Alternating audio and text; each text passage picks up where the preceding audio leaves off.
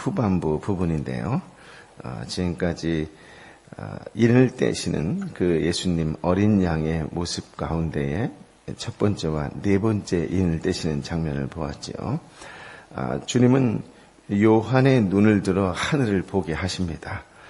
땅의 상황만 보면 도저히 답이 안 나오지요. 우리는 땅의 상황이 힘들수록 어려울수록 하늘을 보아야 합니다. 주님을 바라보아야 합니다.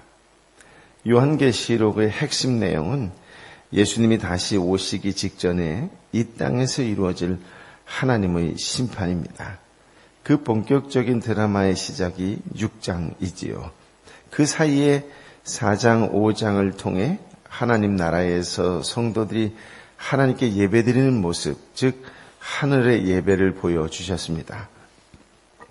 하나님이 사도 요한에게 마지막 시대에 무서운 심판의 드라마를 보여주시기 전에 하늘나라의 영광스러운 예배를 먼저 보게 하신 이유가 무엇일까요? 하늘의 영광을 본 자라야 땅의 비극을 이겨낼 수 있기 때문입니다. 복잡하고 무서운 현실을 이겨낼 힘은 하늘 예배를 체험하는 데서 나오지요. 우리가 예배의 자리에 나올 때 세상에서 받았던 상처와 아픔을 씻어버리기도 하지만 동시에 다시 세상에 나가 겪게 될 어려움을 이겨낼 거룩한 능력을 받는 것입니다. 오직 주님만을 높이는 예배로 하늘의 은혜와 능력을 체험하는 그런 예배가 되기를 예수님의 이름으로 축복합니다. 아멘. 6장부터 두루마리에 담긴 마지막 심판의 징조들과 사건들이 펼쳐진다고 말씀드렸죠. 7인, 7나팔, 7대접이라는 세 가지 상징으로 표현되어 있습니다. 그리고 이 삼중 재앙이 서로 연결되어 있는데요. 각 재앙 중 마지막 7번째 재앙이 다음 7번째 재앙 전체를 내포하게 되어 있어 결국 전체가 하나의 재앙이기도 합니다. 즉 7번째 인의 재앙은 7나팔 재앙으로 발전하고 7나팔 재앙은 7대접 재앙으로 발전합니다. 이 구조는 앞으로 계속해서 재앙을 다룰 때마다 인지하고 있어야 합니다. 오늘 본문은 7인을 떼시는 어린 양의 5번째 인으로 시작하는데요. 인을 뗀다라고 하는 것은 책이 펼쳐지는 예비 단계라고 말씀드렸지요. 아직 최악의 상황, 최후의 심판은 아닙니다. 네 번째까지는 패턴이 비슷했습니다. 인을 뗄 때마다 네 생물 중 하나가 오라라고 부르짖었고 그때마다 각각 다른 색깔의 말을 탄 기수들이 달려나와 각각 다른 재앙을 일으켰습니다. 그런데 이 5번째부터는 어떤 상황이 일어납니다. 5번째 인을 떼실 때 장면이 전환되지요. 카메라 앵글이 다시 천상의 모습을 비추어 줍니다. 9절부터 11절까지의 말씀을 함께 읽어볼까요? 시작. 5번째 인을 떼실 때 나는 제단 아래에서 하나님의 말씀과 그들이 가진 증거로 인해 죽임을 당한 사람들의 영혼을 보았습니다. 그들은 큰 소리로 외쳤습니다. 거룩하고 참되신 대주제여, 언제까지 땅 위에 사는 사람들을 심판하시고 우리의 핏값을 갚아주시지 않으시려는 것입니까?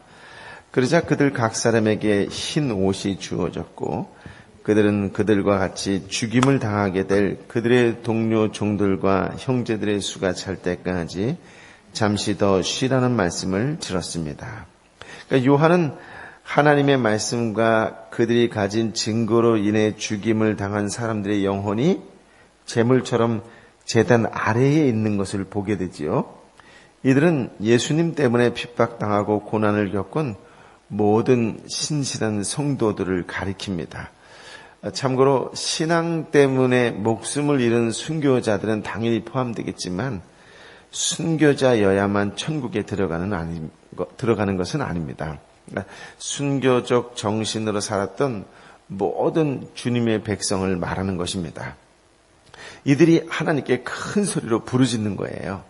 거룩하고 참되신 대주제여, 언제까지 땅 위에 사는 사람들을 심판하시고 우리의 핏값을 갚아주지 않으시려는 것입니까? 라고요.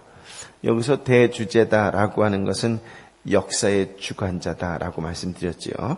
그래서 이 문장을 풀어서 해석하면 이런 뜻이 될 것입니다.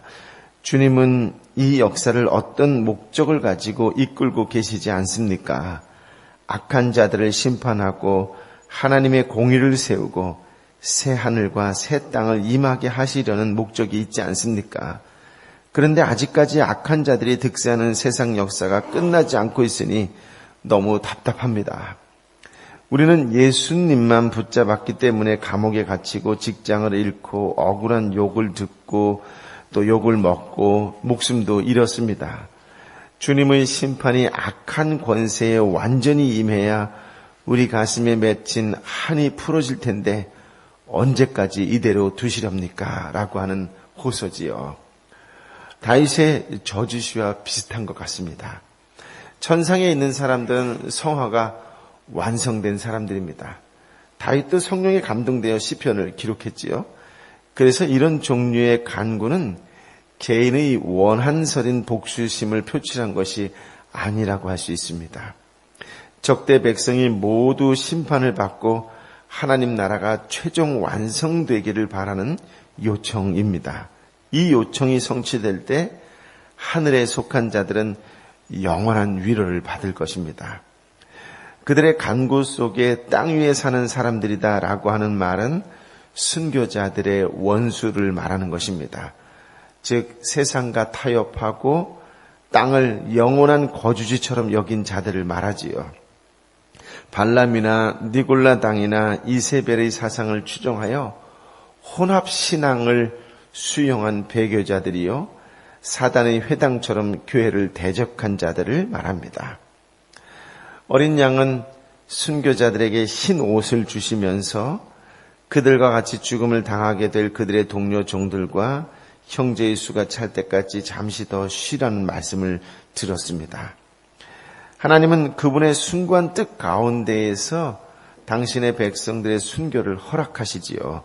그러나 분명한 것은 대적자들의 형통은 잠시 동안이다라고 하는 것이에요. 잠시 동안으로 제한하셨다라고 하는 것이지요.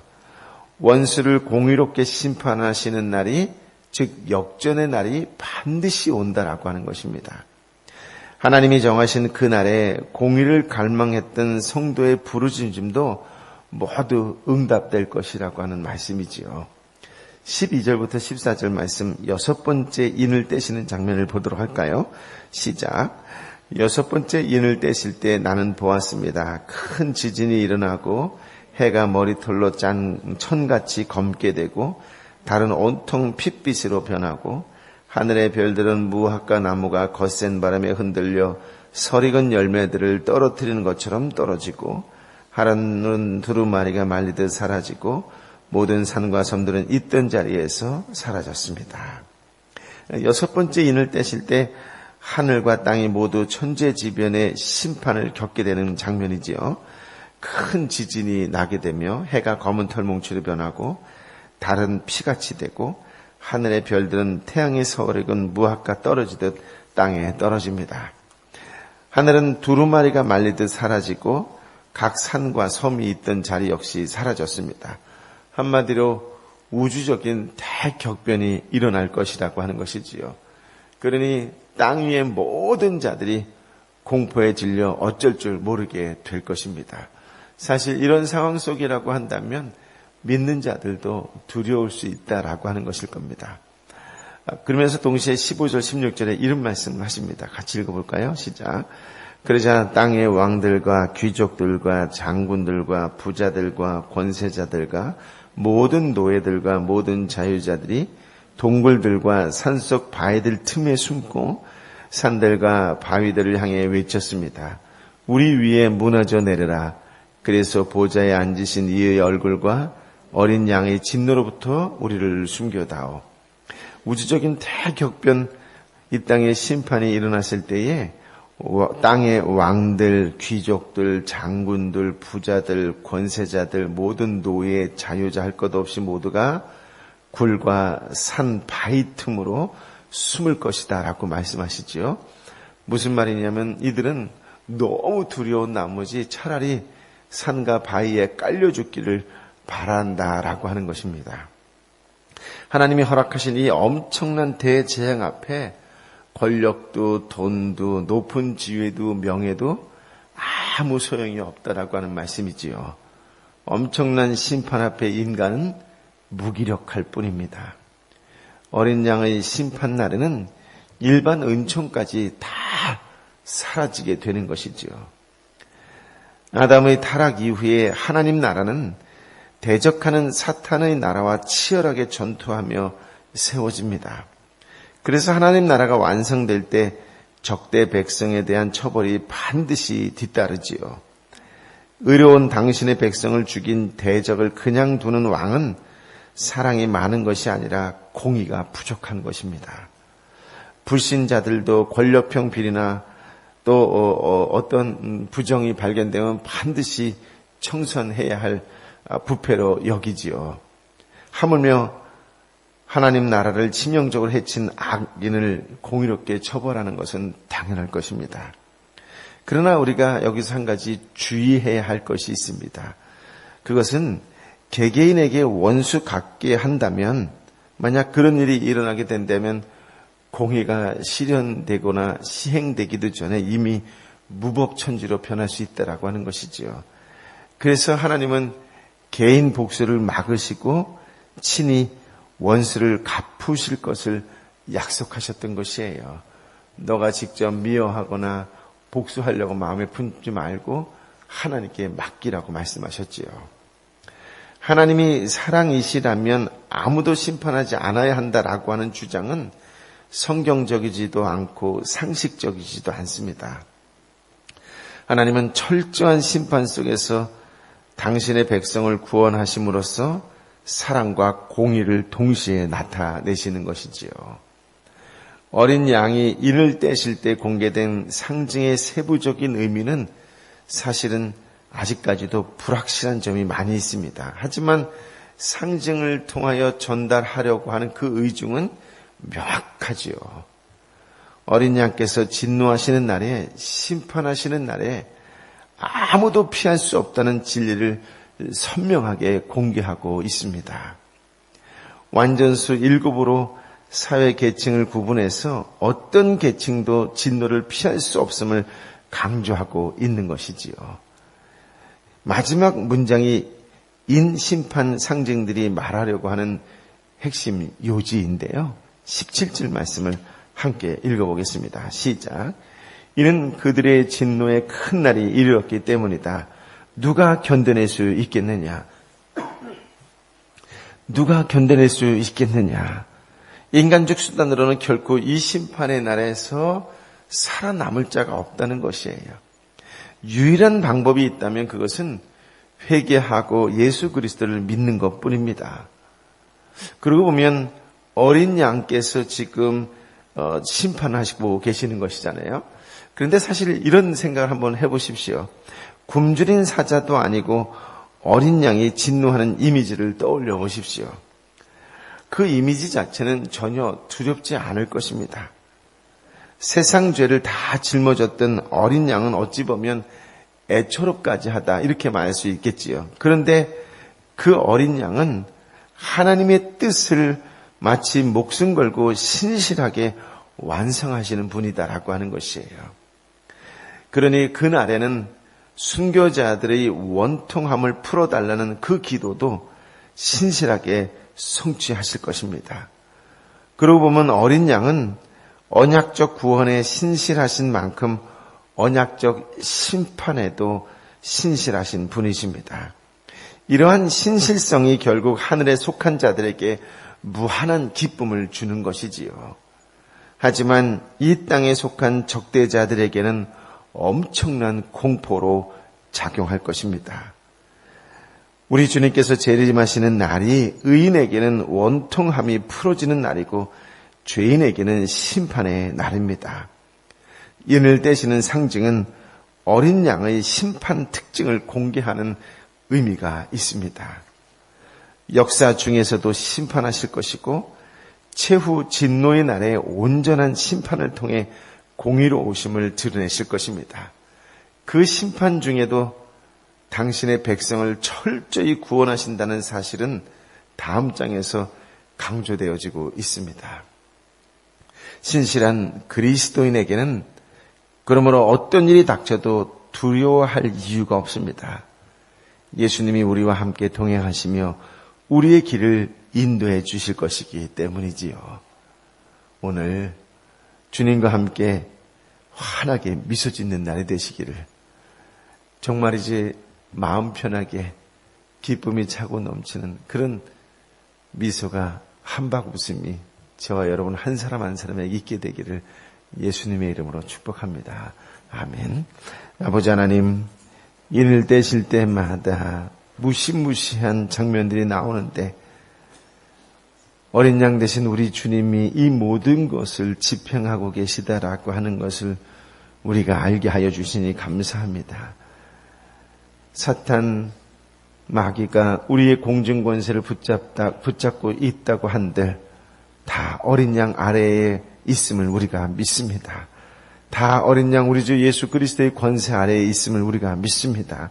그렇다면 우리의 상황이, 우리의 환경이 아무리 우리를 어렵게 하고 힘들게 하고 눈물이 날 수밖에 없게 하고 또 때로는 두렵게 한다 할지라도 하나님 더 이상 두려워하지 않는 믿음의 사람들 되게 하여 주옵소서.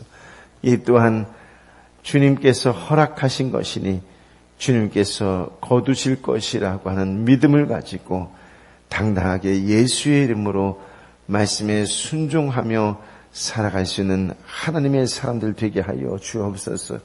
우리의 상황을 결국 선하게 활용하실 주님을 찬양합니다. 오늘도 주신 말씀을 가슴에 품고 상황 환경을 뛰어넘어 하늘에서 땅을 내려다보는 그 심령으로 당당하게 살아가는 믿음의 사람들, 그럼에도 불구하고 미소를 지으며 넉넉하게 살아가는 하나님의 딸, 하나님의 아들의 삶이 되게 하여 주옵소서. 특별히 육신의 연약함으로 지쳐있는 영혼이 있습니까? 주님 이 시간 긍휼히 여겨 주옵시고 선포하게 하여 주옵소서. 예수의 이름으로 치유될지어다. 예수의 이름으로 회복될지어다. 내 어렵고 힘든 상황과 환경 예수의 이름으로 열릴지어다. 예수의 이름으로 열릴지어다. 오늘 선포하며 환하게 웃으며 당당하게 살아가는 복된 날이 되게 하여 주옵소서. 이제는 길이여 진리여 생명 되신 우리 주님 예수 그리스도의 은혜와 아버지 하나님의 크고도 놀라우신 사랑과 성령 하나님의 위로 역사 교통 충만하심이 어떤 상황과 환경 속에서도 주신 말씀에 사랑으로 반응하고 순종으로 반응하는 하나님의 사람으로 살겠습니다.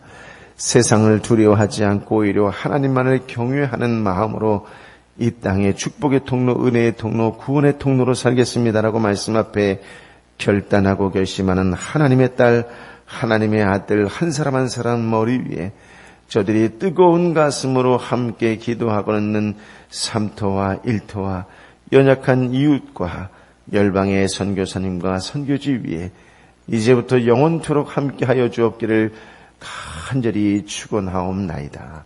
아멘.